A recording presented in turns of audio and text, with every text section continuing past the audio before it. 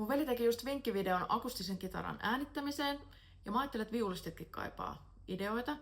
Vinkki 1. Miten kuulostat ja näytät coolilta?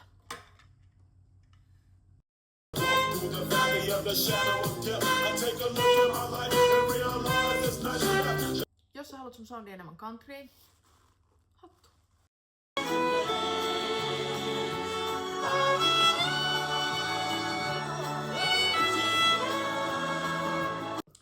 Jos haluat vähän street credittiä, niin kuin viululla yleensä haetaankin,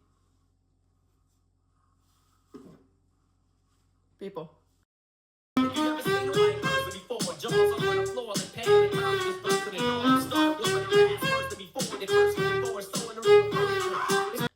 Ja jos sä haluat vähän rokahtavampaa tyyliä,